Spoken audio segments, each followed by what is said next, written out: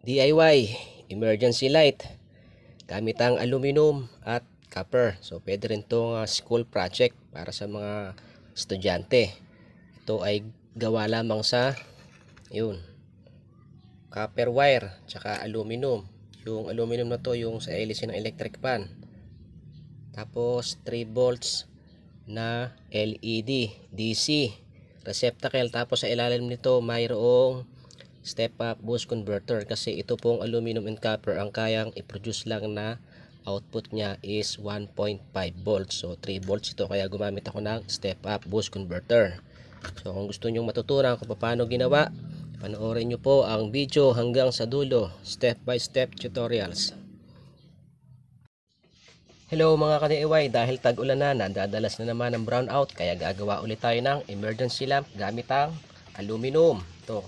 Tapos copper wire to, binalatan ko lang. Ito aluminum na plate sa hélice ng electric fan. Ngayon nilagyan ko na siya ng wire. Ayan. So yung aluminum yun ang negative, yung copper yun ang positive. To tubig lang po ito. So, lalagyan ko siya ng chlorine powder. Itong chlorine powder, ito yung nilalagay sa swimming pool pang disinfect. Damihan ko na ng konti. Pwede rin kayong gumamit ng Sunrox bleach. Ayan. So haluin ko lang. Meron tayo dito ayan, 3 volts na LED DC, hindi ito rechargeable na pag ginawa ka na iilaw. May receptacle, yung positive nya dito, yung negative dito sa thread. May boost converter, ayan, step up boost converter. Kung 1 volts ang makuha dito, kaya niyang gawing 3 volts or up to 3.4 volts. So isasaw-saw ko na to. Yan, hindi siya pwedeng magkadikit ha. So yan. So yun, tingnan ko lang. Oops. Baka magkadikit, hindi siya iilaw kung nagkadikit. Yan, kukonekta ko na tong positive. Positive natin yung copper.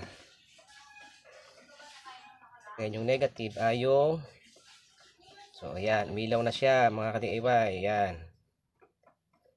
Liliwanag pa yan pagka nalusaw ng lubusan yung chlorine powder. So ayan mga ka-DIY, meron na tayong emergency light pag brown out at emergency. So i-tape na lang ito at saka itutornilyo sa ibabaw na pagkanoon. Ayan. Okay. So ayan na. So gaano katagal abutin? 3 to 5 days hanggang 7 days. Ngayon 1 week siya kung makapal yung aluminum. Don't forget to like, share, and subscribe to my channel. Thank you for watching.